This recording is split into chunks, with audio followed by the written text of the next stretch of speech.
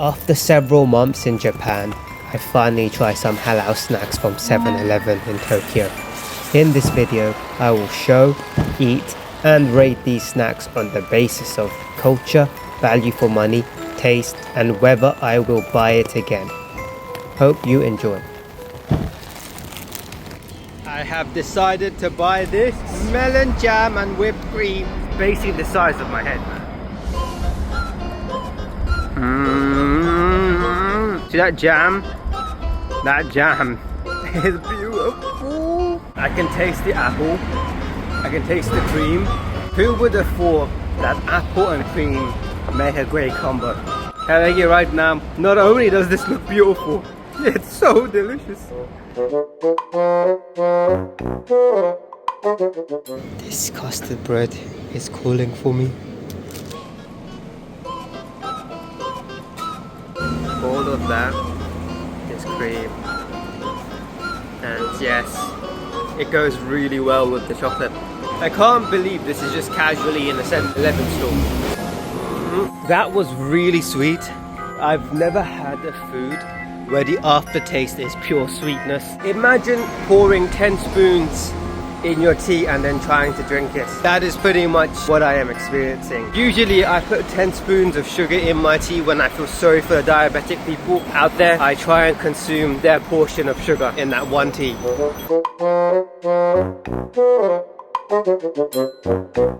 Straight in my basket, man.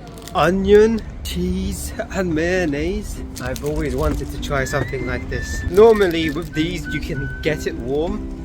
The lady was talking to me in Japanese, thinking I understood what the hell she was on about. So I just said no. And then once I got out of the building, I was like, shh. I think she asked me if I wanted it heated up. And obviously I do want it heated up. I'm having this cold, whether or not I like it. Something that I've been really wanting to try recently is stuff with cheese. Hence my obsession with pizza recently.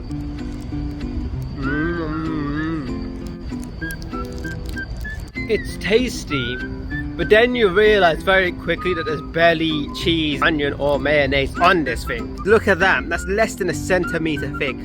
Minimum 2 centimeters.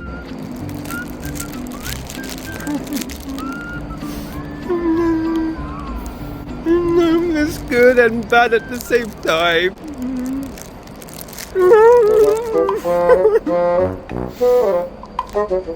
The matcha coating donut calls for me. Look at the beauty of green. This is a matcha donut. I have had matcha before and it's just basically bitter coffee without the coffee aspect. When I saw the packaging I was like, there's surely no way that it looks like this. Well, it seems I was completely wrong. Look at how identical this looks to the packaging. The matcha mix is really weird. It's like really sweet and bitter at the same time. Like aesthetically, this is probably the coolest thing I've ever had. You will never see something like this in the UK. I would say that the general texture of this is like a chocolate brownie. Obviously not as chewy, but the start of a bite definitely reminds me of a chocolate brownie. And I always like chocolate brownies. I have them quite often. But I am not used to the weird, sweet and bitter aftertaste. It's a very acquired taste and I'm surprised they even sell it. I would definitely buy this and I think the price of 130 yen is very reasonable. I don't want to eat it, but I have to. I can't throw away money. Was calling for me, and now I'm buying it. I have seen this cake a lot of times in 7-Eleven, but obviously I never bought it because I don't usually buy sweets and stuff like that. I got that. It is considered a spit cake. Each layer is a cake, pretty much. Touching this feels very doughy, and I feel like when I have a cake, a slice of a cake, the first thing you have to do is touch it up and down. But look at that, putting a lot of pressure on it.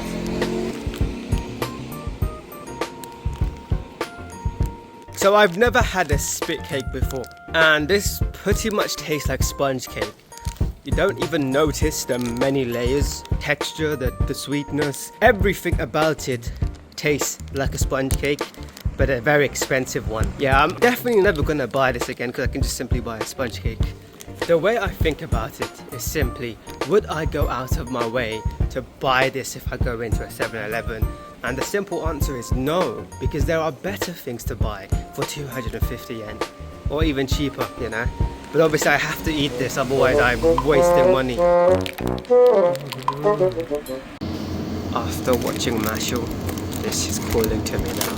This is a cream puff, and I have never had one, so I am excited to finally try it. There is some strange weight on it. That weight is the cream inside. Okay, that is not what I expected a cream puff to taste like. The dough is very soft and squishy. There is an insane amount of cream, as you can see. This is really weirdly soft and squishy. This dough is clearly wet, and I've never had wet dough before, so it's a really strange taste. Look at that. This is something I wouldn't definitely have again, simply because it's very messy. It's actually really weird. I feel like I had a really weird cream puff, and I hope that this is not what the normal cream puff tastes like. It's nothing as what I expected it to be. I expected it to be more fluffy, the cream, the dough to be more fluffy as well, but everything was just wet, and probably the worst thing I've actually had so far, just because of how wet it was.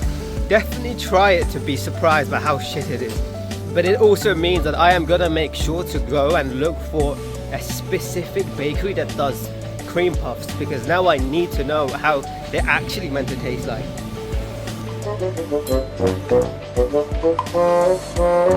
Look at that, the famous egg salad.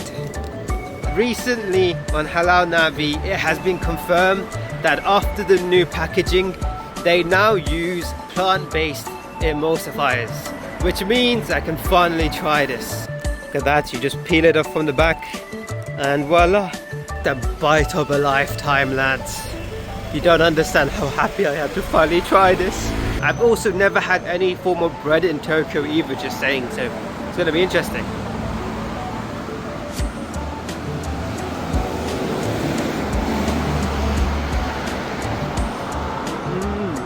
It's okay, you know.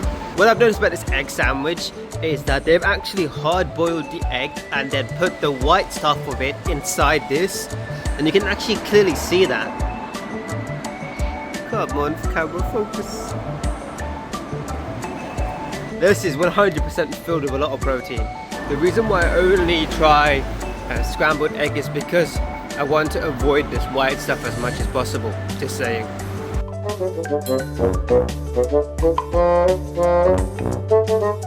He's also calling for me, so I'm buying it. Yummy. There are two specific things that I really like in Japan: the cold weather and a chocolate chip and cookie. This is what I always buy every time I go to a 7-Eleven. Whenever I'm feeling a bit peckish for diabetes, I go straight to 7-Eleven and get myself a chocolate chip and cookie. So now you're gonna watch me as I consume my favorite thing in 7-Eleven. There is one important test to test if a chocolate chip and cookie is worth the money, if it is worth consuming, if it is worth digesting, and it is if I can simply bend it with my cheeks. Ta-da! You know this is gonna be a beautiful chip.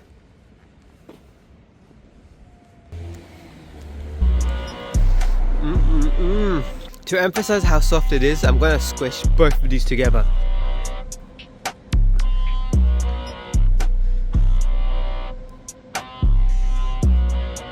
The structure does not break. It should be obvious by now that this is a 10 out of 10. This is something that I do buy very often, actually.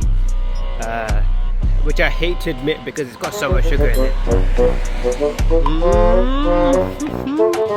Also, I want this. Look at that beauty. I'm gonna have diabetes by the end of this video.